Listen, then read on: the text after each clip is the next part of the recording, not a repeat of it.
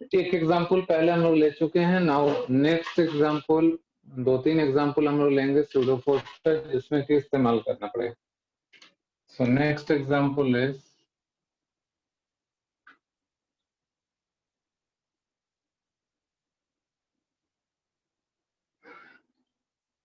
suppose a vehicle is accelerating on a horizontal road.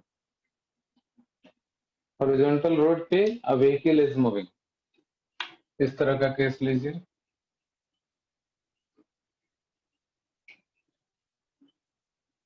This vehicle is accelerated on a horizontal road in forward direction.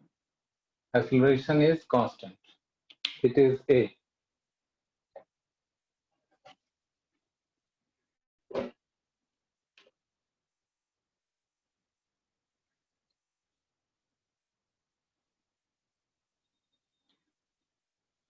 इस vehicle के अंदर अगर कोई भी pendulum हम लोग सस्पेंड कर दें, तो आप लोगों को पता है कि जिधर बॉडी का या सिस्टम का एक्सेलरेशन होता है, स्यूडो फोर्स ठीक उसका अपोजिट लगता है।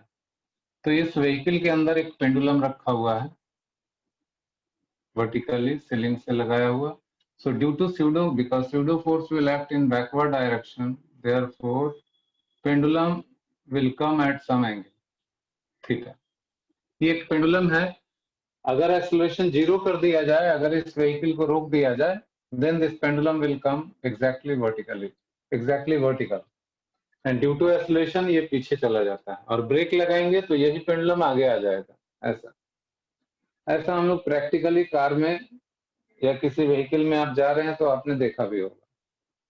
तो ग्राउंड फ्रेम से कैसे करेंगे, और इसके अंदर कार के अंदर अगर है तो स्यूडो फोर्स लगा के कैसे करेंगे वो देखते हैं। सपोज हम लोग को इस स्ट्रिंग में टेंशन पता करना है, तो फोर्सेस देखिए, पहले इसको ग्राउंड फ्रेम से समझिए। ग्राउंड फ्रेम यानी कि इनर्शियल फ्रेम। अभी 3-4 एग्जांपल हम लोग ले रहे हैं जिसमें ग्राउंड फ्रेम और मूविंग फ्रेम दोनों लेंगे, non inertial frame and inertial frame, ताकि आपको ये समझ आए कि प्रॉब्लम हम कैसे भी करें आंसर सेम आएगा, मगर कौन सा अप्रोच लगाने से आसानी होती है वो आपको सीखना है कि ये मेथड से भी कर सकते हैं, इस मेथड से भी कर सकते हैं, मगर ये मेथड में इजी है, वो सीखने के लिए। तो इस पेंडुलम के ऊपर ग्राउंड फ्रेम में देखा जाए तो forces are tension and mg, only these two forces, tension है और mg है, only these two forces are acting on the pendulum. तो ग्राउंड फ्रेम में देखा जाए तो वर्टिकल से थीटा एंगल पे ये पेंडुलम है, टेंशन यहाँ लग रहा है, ये थीटा है, और वेट है mg, एंड पेंडुलम का एक्सेलरेशन हो जाएगा हॉरिजॉन्टल, जिधर व्हीकल जा रहा है उधर ही। तो जैसा हम लोगों का कॉन्सेप्ट है कि सारे फोर्सेस को हम लोग रिजॉल्व करते हैं along the acceleration and perpendicular to the acceleration. तो टेंशन को कंपोनेंट में अगर बांटेंगे तो ऊपर का कंपोनेंट आ जाएगा t cos थीटा, और इधर का कंपोनेंट आ जाएगा t sin theta, because this angle is 90 minus theta. Vertically pendulum is in equilibrium and horizontally it is accelerated. तो इसका इक्वेशन ऑफ मोशन बनेगा t sin theta equals m into A, और vertical equilibrium के लिए equation बनेगा t cos theta equals mg। This is for vertical equilibrium. तो दोनों को डिवाइड कर दें तो हमें tan थीटा मिल जाएगा a upon g। a g और थीटा में ये रिलेशन है। अब हम लोग साइन थीटा का यहाँ वैल्यू डालकर टेंशन निकाल सकते हैं। Tension will be m into a upon sine theta, m a by sine theta. Tan theta इतना है तो साइन थीटा हो जाएगा a upon under root a square plus g square. Value यहाँ डाल दीजिए तो टी की वैल्यू हो गई m a divided by a upon under root a square plus g square. Therefore tension is m into under root g square plus A square. ये कोई student ground frame से कर रहा है तो वो इस तरीके से अप्रोच करेगा। अब हम लोग नॉन इनर्शियल फ्रेम में कर रहे हैं, अल्टरनेट इसका, from non inertial frame, from non inertial frame. Non inertial frame मतलब एक्सेलरेटेड फ्रेम। अब ऑब्जर्वर इसी व्हीकल के अंदर है। ऑब्जर्वर ग्राउंड फ्रेम का ऑब्जर्वर ने ये फ्री बॉडी डायग्राम बनाया। इस ऑब्जर्वर ने क्या फ्री बॉडी डायग्राम बनाएगा वो देखिए। इस ये ऑब्जर्वर जो है, इस ऑब्जर्वर के लिए ये पेंडुलम में कोई एक्सेलरेशन नहीं है। ये पेंडुलम इस ऑब्जर्वर को रुका हुआ दिखेगा, लेकिन इस पे एक स्यूडो फोर्स लगाएगा वो, just opposite to this acceleration, M into A. यही होता है pseudo force, mass of the object into acceleration of the system. ये एक स्यूडो फोर्स लग गया, यानी इस पेंडुलम के ऊपर तीन फोर्स अब काम कर रहा है फॉर दिस ऑब्जर्वर। इस ऑब्जर्वर के लिए क्या है सिस्टम देखिए, angle theta, weight mg, tension in the string T, and pseudo force ma. This is the force. These are the three forces, and a dash is zero with respect to. A dash क्या है? Acceleration of mass m with respect to non-inertial observer. ये zero है। जो observer vehicle के अंदर है उसे तो ये मास रेस्ट में दिख रहा है, इसलिए एक्सेलरेशन जीरो है, ए डैश जीरो है। यानी इस ऑब्जर्वर के लिए ये पेंडुलम इक्विलिब्रियम में है। आप इसमें लाइमिस थ्योरम भी लगा सकते हैं, विदाउट यूजिंग लाइमिस थ्योरम भी सॉल्व कर सकते हैं। टेंशन का कंपोनेंट देखिए, again it is T sine theta, और अपवर्ड डायरेक्शन में it is T cos theta. Because this pendulum is in equilibrium, since pendulum is in equilibrium, therefore vertical और horizontal forces सब balance रहेगा। Therefore t sin theta should be equal to ma and t cos theta equals mg।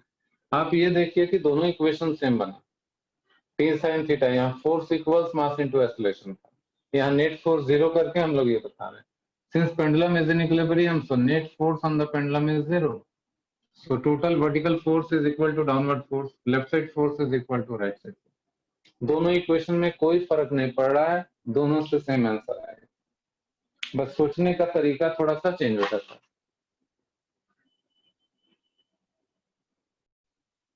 इस question में ये m का value पता करना था।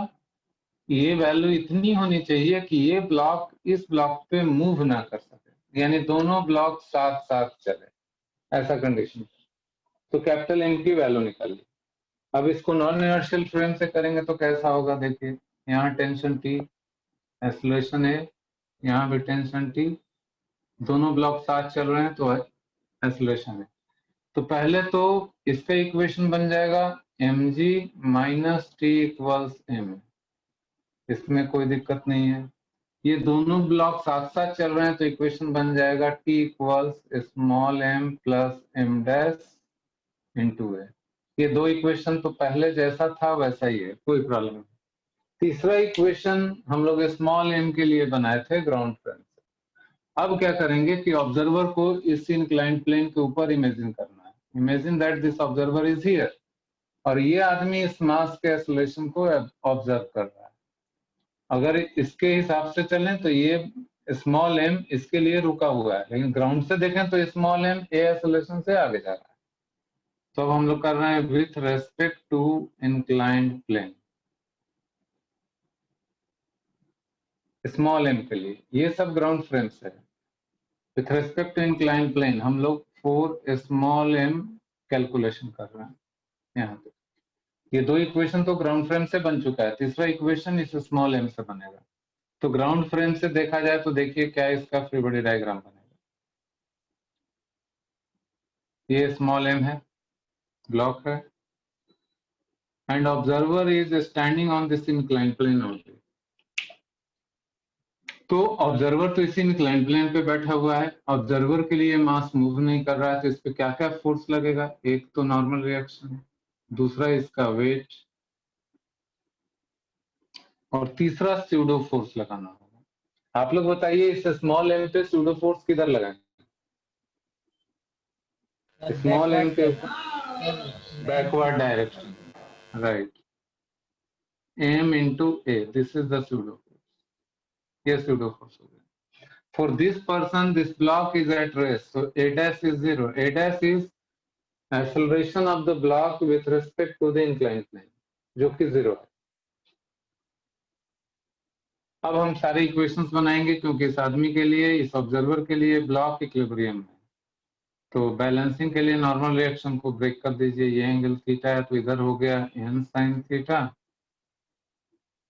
और अपवर्ड डायरेक्शन में हो गया n cos theta. n cos theta mg को बैलेंस करेगा और n sin थीटा ma को बैलेंस करेगा।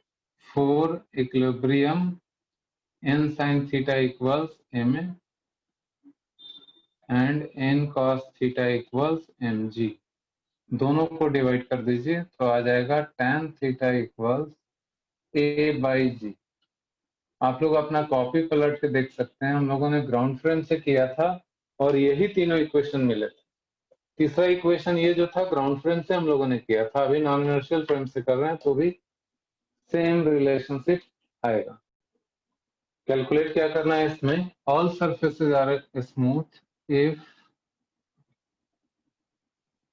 The given system is released from the position shown. Find acceleration of m with respect to capital M. इसका acceleration इसके respect में निकालना है and acceleration of each mass with respect to ground. बाद में ground के respect में भी आपको कैलकुलेट करना है।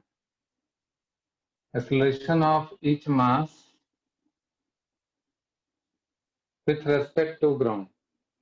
जैसे ही सिस्टम को रिलीज किया गया, स्मॉल m का एक्सेलरेशन कैपिटल M के रेस्पेक्ट में कितना होगा, देन दोनों ही ब्लॉक्स का, दोनों ही मासेस का ग्राउंड के रेस्पेक्ट में कितनी एक्सेलरेशन होगी, ये दोनों चीजें आपको कैलकुलेट करना है। देखिए इसमें अप्रोच कैसे रखेंगे। When system is released क्या होगा, ये ब्लॉक स्लाइड करने लगेगा, ये नीचे आएगा तो कैपिटल M पीछे जाने लगेगा, इसका एक्सेलरेशन इस डायरेक्शन में हो जाएगा।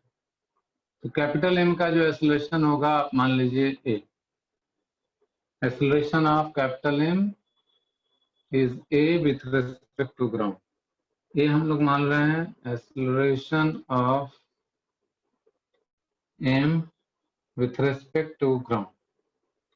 और स्मॉल m के लिए क्या करेंगे हम लोग को, चूंकि with respect to incline plane निकालना है, acceleration of m with respect to capital M, तो ऑब्जर्वर को यहाँ बिठा देते हैं और ये ऑब्जर्वर को क्या दिखेगा कि ये मास सिर्फ इस पर स्लाइड करता हुआ जा रहा है।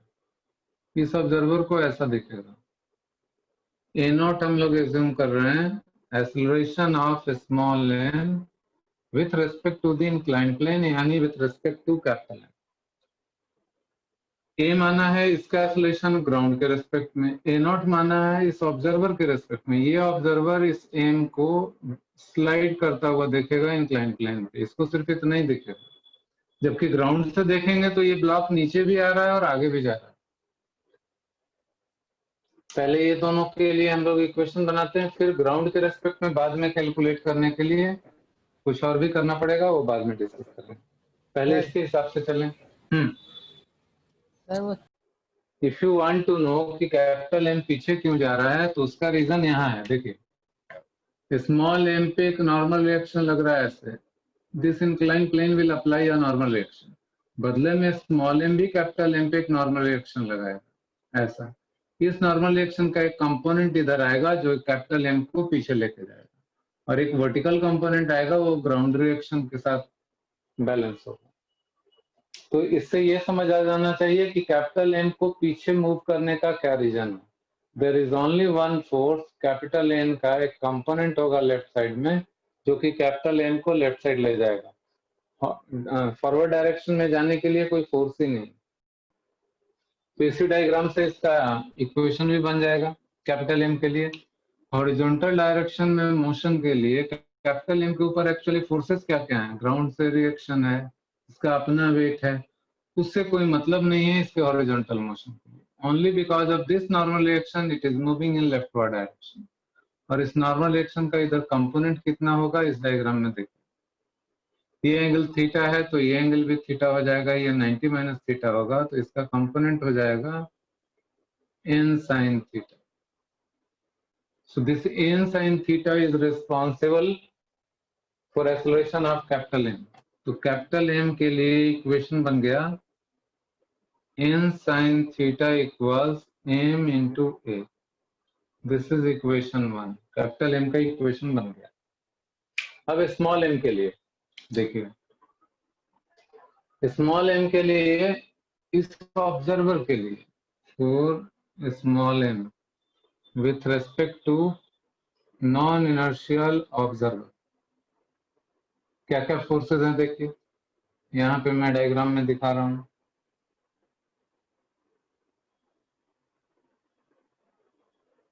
एक तो फोर्स है normal reaction perpendicular to the incline with respect to this observer, दूसरा है इसका वेट mg, और तीसरा है pseudo force m into a because whole system is ma will be in rightward direction.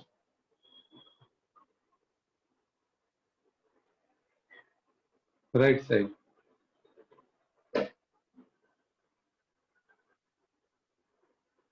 इस डायरेक्शन, क्यों देखिए इस ब्लॉक के साथ साथ this observer is also moving with acceleration a left side, तो स्यूडो फोर्स ठीक उसका उल्टा लगता है pseudo force.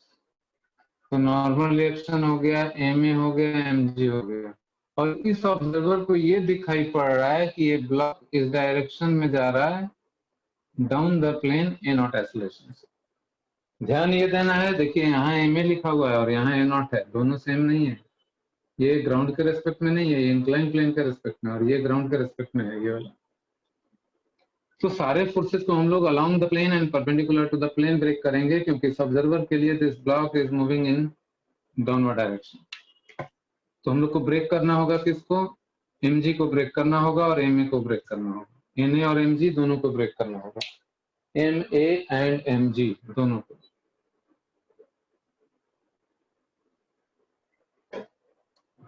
So acceleration of the block is a naught.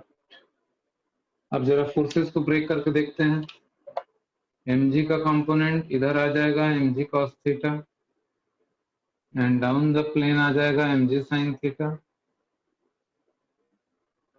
ma है इधर, ये एंगल होता है ये एंगल होता है इसके बराबर, तो ma का कंपोनेंट भी इधर आएगा एक, that is ma cos theta, ma का component because this angle is theta, ये थीटा और ये पूरा थीटा, तो ma cos थीटा, और ma का एक कंपोनेंट इधर भी आएगा that is ma sin theta. Diagram में जो मैंने कंपोनेंट्स दिखाए हैं आप सभी लोग उसके ऊपर फोकस करिए, कहीं दिक्कत तो नहीं है। इसके बाद इक्वेशन बनेगा इसका, now equation of motion, down the plane जा रहा है, forces are this force and this force, mg sin theta plus ma cos theta, total force mg sin theta plus ma cos theta is equal to mass into acceleration, ये equation 2। Mass और इस observer के लिए इस block का acceleration है a not, और इस डायरेक्शन में सारा फोर्स बैलेंस होगा क्योंकि कोई मोशन नहीं है उस डायरेक्शन में, perpendicular to the incline plane equilibrium है, तो ma sin theta plus n is equal to mg cos theta, equation 3। Now देखिए कितने अननोन्स हैं, unknowns are a naught and n, 3 unknown है हम लोगों के पास और 3 इक्वेशन है, प्रॉब्लम सॉल्व हो जानी चाहिए। बता दीजिए ना। हाँ, ये तीनों इक्वेशन में कहीं भी डाउट नहीं है ना, हम लोग के सामने 3 इक्वेशन दिख रहे हैं और तीनों के मदद से ए नॉट और ए निकालना है। तो सबसे पहला काम क्या होगा कि नॉर्मल रिएक्शन को हटा दें, उसकी जरूरत नहीं है हमें, हम लोगों को ए नॉट चाहिए और ए चाहिए। तो इन दोनों ही इक्वेशन में एन सिर्फ यहाँ है, तो यहाँ से रिप्लेस कर देते हैं। इक्वेशन 3 में इक्वेशन 1 का इस्तेमाल करें तो ये आ जाएगा M A sine theta plus N is M A upon sine theta, this is equal to M ji cos theta. यहां से ए का वैल्यू आ गया, so A is equal to M ji cos theta into sine theta. LCM लेके sine theta उधर कर दिया, यहाँ आ जाएगा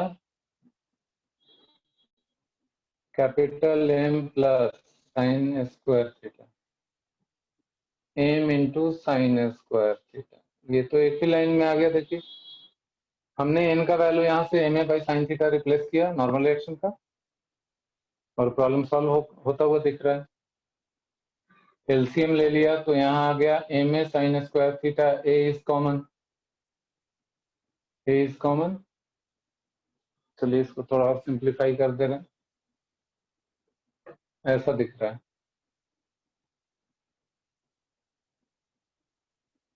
M A sine square theta plus M a equals m ji cos theta, a common, therefore acceleration of capital M mass is mg sin theta cos theta divided by capital M plus small m sin square theta. This is the answer for acceleration of this capital M.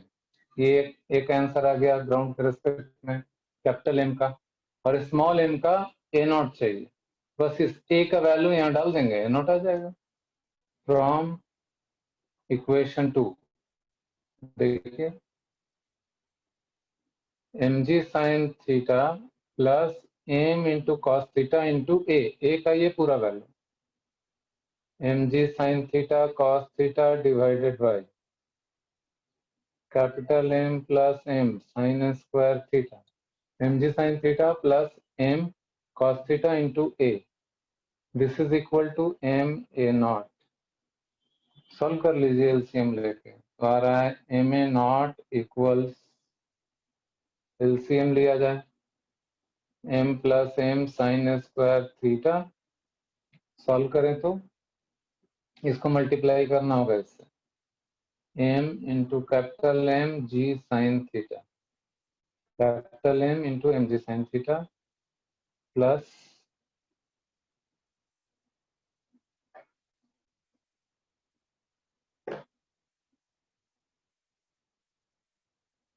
M A naught equals M plus M sine square theta, और numerator में हो जाएगा m जी sine theta into capital M plus small m sine square theta plus M cos theta multiplied bye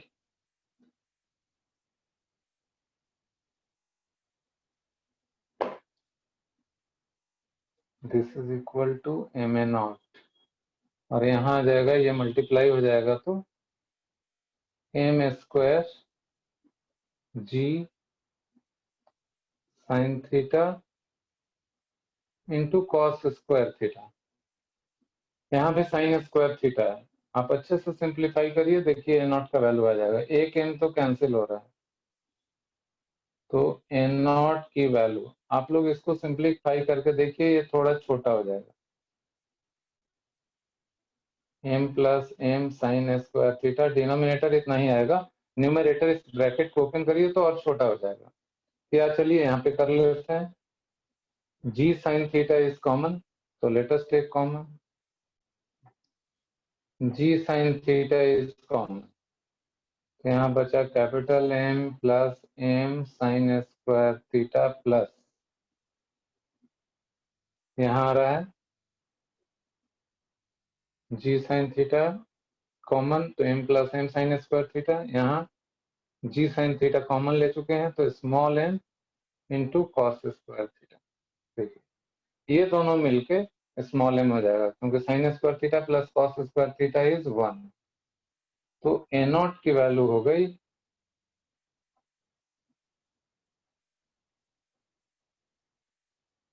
ये दोनों मिलके small m हो गया, m plus m into g sin theta. This is the answer of relative acceleration. How to get acceleration of this small m relative to ground? इतना ही information से वो भी आ जाएगा। देखिए यहाँ पे मैं बता, रिलेटिव एक्सेलरेशन का इस्तेमाल कर सकते हैं हम लोग। देखिए यहाँ acceleration of small m with respect to ground कैसे कैलकुलेट होगा, यहाँ देखिए। We know acceleration of a small m with respect to capital M is acceleration of small m minus acceleration of capital M. ये सबको मालूम है, हमें ये पता करना है। ये वाला ये मालूम है, ये तो a नॉट है। यहाँ देखिए a नॉट का डायरेक्शन देखिए, ये angle theta, a not is in this direction. a not का कंपोनेंट इधर हो जाएगा a नॉट कॉस थीटा और इधर हो जाएगा a नॉट साइन थीटा। तो आप ये a नॉट है, इसको आप कंपोनेंट्स में ब्रेक कर सकते हैं, यही है a naught. This is actually acceleration of small m relative to capital M। तो ये हो जाएगा a naught cos theta i vector plus a naught sine theta minus j vector. ये साइन थीटा होगा वो।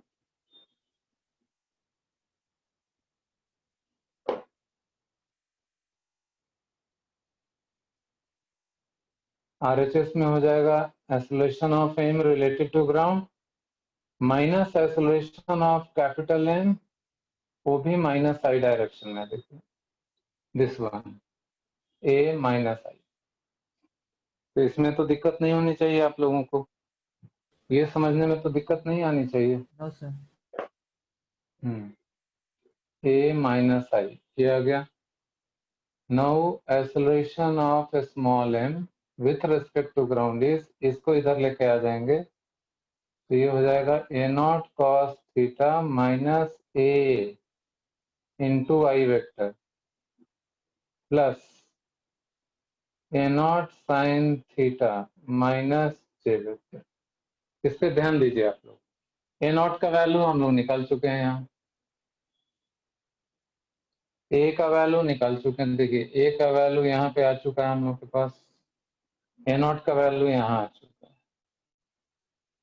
तो दोनों वैल्यूज हम लोगों के पास है ऑलरेडी। तो a नॉट मालूम है, a मालूम है, a नॉट मालूम है। ये समझिए a naught cos theta minus a into y horizontal component हुआ, वर्टिकल कंपोनेंट नीचे की तरफ a नॉट साइन थीटा। ये x कंपोनेंट हुआ, ये y कंपोनेंट हुआ। तो रिजल्टेंट कैसे निकलेगा? रिजल्टेंट निकालना तो आप सभी लोग जानते हैं, उसका मैग्नीट्यूड ले लेना है। कैसे लेंगे देखिए, मैग्नीट्यूड कैसे कैलकुलेट करेंगे यहाँ पे।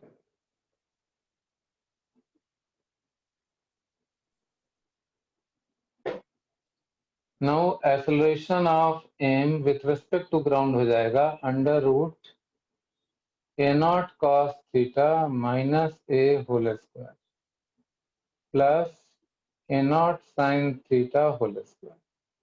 थोड़ा सा इसको सिंप्लीफाई करेंगे तो देखिए कैसा आ जाएगा, क्योंकि यहाँ से a not square cos square theta आएगा, यहाँ a not square sine square theta आएगा, तो दोनों मिलके a नॉट स्क्वायर हो जाएगा और यहाँ से a स्क्वायर हो जाएगा minus 2a not cos theta. तो आपको सिंप्लीफाई करने में थोड़ा मेहनत करना पड़ेगा इसको सॉल्व करने के लिए। a नॉट स्क्वायर इसका करना है, a स्क्वायर इसका करना है, फिर 2a नॉट कॉस थीटा, तब जाके सिंप्लीफाई होगा।